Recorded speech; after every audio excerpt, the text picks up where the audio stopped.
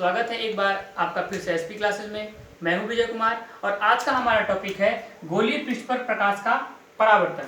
तो हम पिछली क्लास में क्या पढ़े थे? इसकी पिछली क्लास में हमने ये पढ़ लिया था कि दर्पण किसे कहते हैं, दर्पण किसे कहते हैं और दर्पण के प्रकार, दर्पण कितने प्रकार के होते हैं, और क्या पढ़ा था कि समतल दर्पण किसे कहते हैं, समतल दर्पण किसे कहते हैं और समतल दर्पण के गुण। और आज का हमारा टॉपिक है गोलीय पृष्ठ, गोलीय पृष्ठों पर प्रकाश का परावर्तन। तो पहले हम ये देख लेते हैं कि गोलीय पृष्ठ कहते किसको हैं, किसको कहते हैं गोलीय पृष्ठ।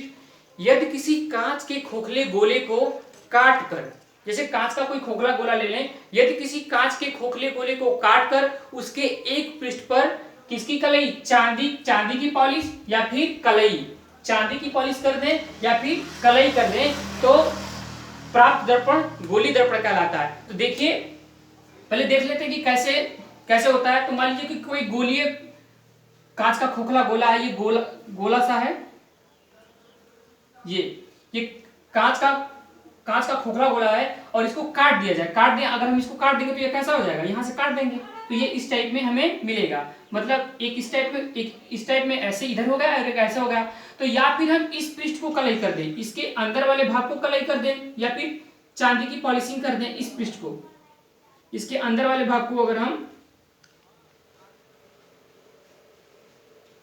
कलई कर दें या चांदी का पॉलिश चढ़ा दें, या फिर इसके इस वाले भाग को, बाहर वाले भाग को ऐसे कलई कर दें या चांदी की पॉलिशिंग कर दें, यूं इस टाइप में कलई कर दें, तो ऐसा करने से क्या होगा, इसमें ये वाला भाग, ये जो उभरा हुआ भाग है, ये परावर्तक पृष्ठ हो जाएगा, परावर्तक पृष्ठ, ये परावर्तक पृष्ठ हो जाएगा। और इस वाले भाग में ये जो दबा हुआ भाग है, ये परावर्तक पृष्ठ हो जाएगा, परावर्तक पृष्ठ। ठीक है, तो ये जो दर्पण है वो कौन से, वो क्या कहलाएंगे, गोलीय दर्पण। या फिर इसकी एक परिभाषा और भी हम ले सकते हैं, वो काफी आसान है, देखते हैं। इसको पढ़ने से पहले आप इसका पिछला वाला लेक्चर पढ़ लेंगे तो स्टार्टिंग से हो जाएगा कि दर्पण किसे कहते हैं, दर्पण कितने प्रकार के होते हैं, और समतल दर्पण किसे कहते हैं, समतल दर्पण के गुण क्या होते हैं, और फिर यहाँ से गोलीय दर्पण किसे कहते हैं, और गोलीय दर्पण के गुण भी हम पढ़ेंगे। तो अब देखिए इसकी जो दूसरी परिभाषा हम क्या लिख सकते हैं, दूसरी परिभाषा क्या लिख सकते हैं, दूसरी परिभाषा लिख सकते हैं कि ऐसा दर्पण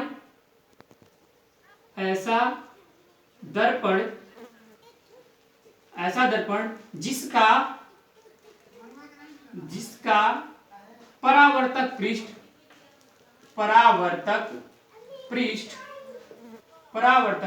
क्या हो, गोलीय हो। ये देखिए ये भी गोलीय है और ये भी गोलीय है। तो ऐसा दर्पण जिसका परावर्तक पृष्ठ गोलीय हो, कौन सा दर्पण कहलाता है, गोलीय दर्पण कहलाता है, गोलीय दर्पण कहलाता है। तो ऐसा दर्पण जिसका परावर्तक पृष्ठ गोलीय हो उसे क्या कहते हैं, गोलीय दर्पण कहते हैं। इसका स्क्रीनशॉट आप ले लें, फिर इसके बाद हम देखेंगे कि गोलीय दर्पण कितने प्रकार के होते हैं और किसे कौन सा दर्पण कहते हैं।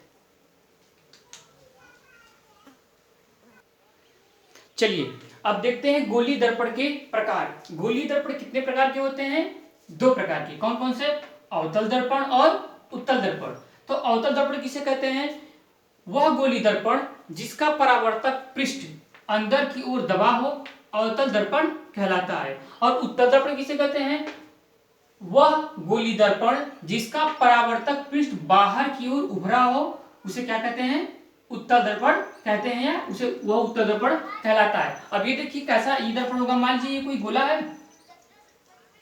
और इसको हमने ऐसे कट कर दिया, यहां से मैंने कट कर दिया, मान लीजिए यहां से मैंने इसको कट कर दिया, तो इसका क्या होगा, परावर्तक पृष्ठ कैसा होगा, अंदर की ओर दबा होगा। तो अंदर की ओर दबा होगा तो ये कैसा होगा, ये अंदर की तरफ दबा होगा परावर्तक पृष्ठ। ये देखिए परावर्तक पृष्ठ इसमें क्या है, इसमें परावर्तक पृष्ठ क्या होगा, ये होगा, ये जो पृष्ठ होगा परावर्तन यहीं से होगा, तो ये कौन सा पृष्ठ होगा, परावर्तक पृष्ठ। इस पृष्ठ को क्या कहेंगे, परावर्तक पृष्ठ। मतलब ये अगर इसको ऐसे उलट दें, ऐसे कर दें यहाँ पे, तो ये इस टाइप में होगा। जब प्रकाश की किरणें आएंगी जब प्रकाश किरणें आएंगी तो यहाँ से आएंगी और ऐसे टकरा के वापस चली जाएंगी। ठीक, तो ये हो गया मेरा अवतल दर्पण। और उत्तल दर्पण क्या है? परावर्तक पृष्ठ बाहर की ओर उभरा होना चाहिए। मतलब ये इस टाइप में देखिए, जैसे कोई खोखला गोला होगा, हमने इसको यहाँ से कट कर दिया, कट कर दिया तो जो इसका परावर्तक पृष्ठ क्या होगा? परावर्तन कहां से होगा? उभरे हुए भाग से होगा। तो हम इसको पीछे का लेकर करेंगे, इस साइड में, इस टाइप में। तो अब परावर्तन कहां से होगा? ये जो पृष्ठ होगा, इस पृष्ठ को क्या कहेंगे? परावर्तक पृष्ठ। परावर्तक पृष्ठ, इस पृष्ठ को क्या कहेंगे? परावर्तक पृष्ठ। और जो लाइट आएगी, प्रकाश की किरणें जब आएंगी तो यहां से आएंगी, यहां टकराएंगी, यहां से वापस चली जाएंगी। तो ये आने वाली किरण को आपतित किरण, जाने वाली किरण को परावर्तित किरण, फिर या फिर यहां से लाइट आएगी, ऐसे टकराएगी, ऐसे वापस चली जाएगी। आने वाली किरण को आपतित किरण और जाने वाली किरण को परावर्तित किरण। तो ये है जो जिसका परावर्तक पृष्ठ अंदर की ओर दबा होता है उसे कहते हैं अवतल दर्पण, और जिसका परावर्तक पृष्ठ बाहर की तरफ उभरा होता है, बाहर की ओर उभरा होता है, उसे कहते हैं उत्तल दर्पण। इसका स्क्रीनशॉट ले लीजिए आप, इसके आगे चलते हैं। चलिए आइए देखते हैं गोलीय दर्पण से रिलेटेड कुछ महत्वपूर्ण परिभाषाएं। तो पहली हमारी परिभाषा है दर्पण का ध्रुव। तो दर्पण का ध्रुव किसे कहते हैं? गोलीय दर्पण के परावर्तक पृष्ठ के मध्य बिंदु को दर्पण का ध्रुव कहते हैं। तो मान लीजिए कोई गोलीय दर्पण है, ये मान लेते हैं कि कोई गोलीय दर्पण है, ठीक है। गोलीय दर्पण के परावर्तक पृष्ठ, तो हमने मान लीजिए इसको पीछे से कलई कर दिया, तो ये कौन सा दर्पण हो गया?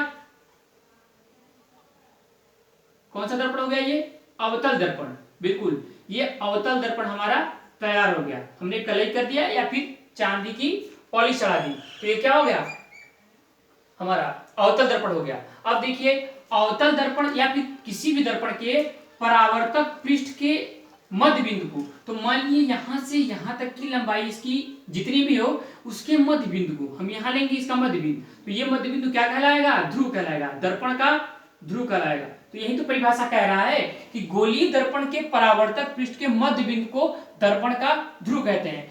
तो मान लीजिए इसकी पूरी यहां से यहां तक की लंबाई अगर 5 सेंटीमीटर है, तो कितने सेंटीमीटर पे ध्रुव होगा? यहां से 2.5 सेंटीमीटर पर इस दर्पण का ध्रुव उपस्थित होगा। अब देखिए दूसरा हमारा पॉइंट है वक्रता केंद्र।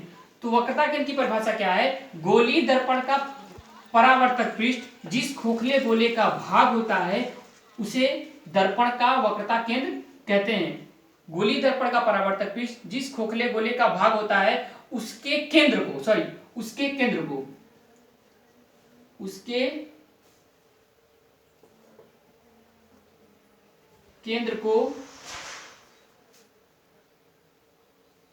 उस दर्पण का वक्रता केंद्र कहते हैं। इसे किससे प्रदर्शित करते हैं? सी से। तो मान लीजिए ये कोई दर्पण है, तो ये दर्पण किसी न किसी खोखले गोले का भाग ही तो होगा। ये जो दर्पण है, ये जो मेरा दर्पण है, ये किसी न किसी खोखले गोले का भाग होगा, किसी न किसी खोखले गोले से काटा गया होगा। तो मान लीजिए ये कोई खोखला गोला रहा होगा, मान लेते हैं ये कोई खोखला गोला रहा होगा और इसको यहां से काट लिया गया होगा।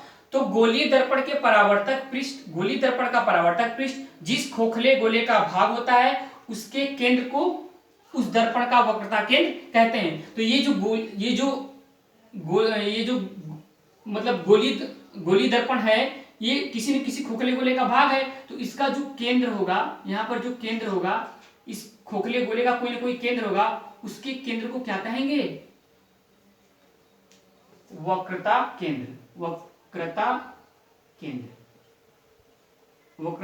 केंद्र। अब ये देखिए, इसका स्क्रीनशॉट ले लीजिए, फिर हम अगले पॉइंट पे आते हैं। चलिए आगे चलते हैं। अगला हमारा पॉइंट है मुख्य अक्ष और वक्रता त्रिज्या। तो पहले हम वक्रता त्रिज्या देख लेते हैं। ये बिल्कुल वक्रता केंद्र की तरह ही है इसकी परिभाषा, लेकिन अंतर है थोड़ा। देखिए क्या है? गोलीय दर्पण का परावर्तक पृष्ठ जिस खोखले गोले का भाग होता है उसके केंद्र को क्या कहते थे? वक्रता केंद्र। और उसकी त्रिज्या को क्या कहेंगे? उसके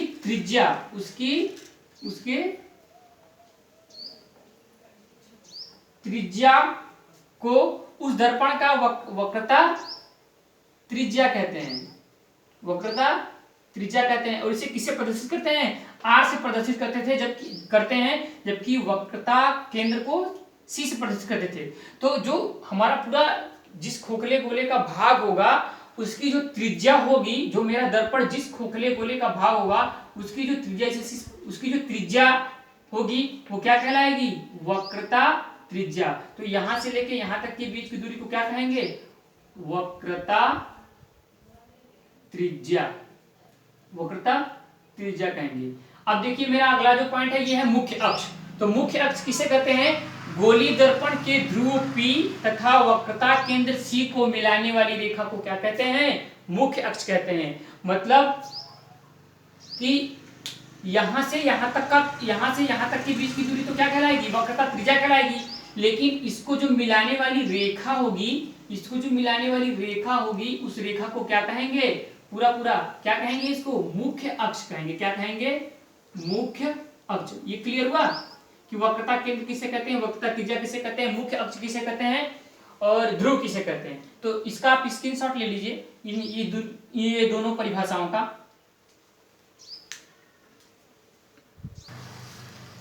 चलिए आगे देखते हैं। आगे हमारा जो पॉइंट है वो है मुख्य फोकस। तो मुख्य फोकस किसे कहते हैं? मुख्य अक्ष के समांतर आने वाली प्रकाश की किरण मुख्य परावर्तन के पश्चात मुख्य अक्ष को एक ही बिंदु पर काटती है या काटती हुई प्रतीत होती है। उस बिंदु को दर्पण का मुख्य फोकस कहते हैं। तो ये देखिए कैसे हो रहा है, ये क्या हो रहा है? जैसे मान लीजिए कि ये दर्पण है, एक ये दर्पण है और एक ये दर्पण है, एक ये दर्पण है और एक ये दर्पण है, और ये हमारा मुख्य अक्ष है। ये मेरा ध्रुव कहलाएगा और ये मेरा क्या कहलाएगा? मुख्य अक्ष। और ये मेरा यहां पर ध्रुव होगा और ये कहलाएगा मुख्य अक्ष। ये क्या कहलाएगा? मुख्य अक्ष। ठीक है। अब यहां पर इसका C होगा, वक्रता केंद्र, इसका C किधर होगा? यहां होगा C। क्यों? क्योंकि ये इस वाले खोखले गोले से मिलके बना, इस वाले खोखले गोले का भाग होगा और ये वाला इस वाले खोखले गोले का भाग होगा। तो इसका केंद्र ही तो कहलाएगा, इसका जो केंद्र सेंटर पे होगा ये। तो ये इसकी परिभाषा क्या है? मुख्य फोकस की परिभाषा क्या है कि मुख्य अक्ष के समांतर आने वाली प्रकाश की किरण मुख्य अक्ष को किसी एक ही बिंदु पर काटती है। तो देखिए मुख्य अक्ष के समांतर कौन कौन सी प्रकाश की किरण जैसे आ रही है, यहाँ से पास हो जाएगी आने वाली किरण और जाने वाली किरण। ठीक है। और यहाँ से मान लीजिए ये वाली किरण आ रही है तो ये भी यहाँ से पास होगी। ये वाली किरण यहाँ से आएगी, ये वाली, तो ये वाला यहाँ से पास करेगा। मतलब ये जो एक ही बिंदु पर कट करेंगी तो यह बिंदु क्या कहलाएगा? यही बिंदु क्या कहलाएगा? मुख्य फोकस। क्या कहलाएगा? मुख्य फोकस। इसमें भी यही है। इसमें क्या है? यहाँ से प्रकाश की किरण इसमें काटती है, इसमें काटती हुई प्रतीत होती है। यहाँ से देखिए ये प्रकाश किरण आएगी, परावर्तन के पश्चात इधर चली जाएगी। यहाँ से एक प्रकाश किरण आएगी, परावर्तन के पश्चात इधर चली जाएगी। यहाँ से ये किरण आएगी और परावर्तन के पश्चात ये इधर चली जाएगी। और हम जब इसको आगे पीछे मिलाएंगे, ऐसे बढ़ाएंगे, तो ये एक ही बिंदु पर काटती हुई हमें प्रतीत होगी। तो ये क्या कहलाएगा? मुख्य फोकस। और जो परिभाषा हमें लिखनी है वो परिभाषा हम इस टाइप में समझ के इसको हम ऐसे लिख सकते हैं। अब देखिए जो हमारा फोकस दूरी है वो फोकस दूरी क्या है? इसके बाद अगला परिभाषा है फोकस दूरी। क्या है? फोकस दूरी। तो फोकस दूरी किसे कहेंगे? फोकस दूरी कहेंगे कि मुख्य फोकस और ध्रुव के बीच की दूरी को फोकस दूरी कहेंगे। किसके बीच? मुख्य फोकस व ध्रुव के बीच की दूरी। ध्रुव के बीच की दूरी को क्या कहेंगे? फोकस दूरी कहेंगे। क्या कहेंगे? फोकस दूरी। और इसे किससे प्रदर्शित करते हैं? F से प्रदर्शित करते हैं। किससे प्रदर्शित करेंगे? F से। तो ये हमारी परिभाषाएं हो गई जो हम आसानी से इसको सीख सकते हैं। धीरे धीरे करके हम सारी चीजें सीखेंगे। आज के लिए इतना ही। Thank you.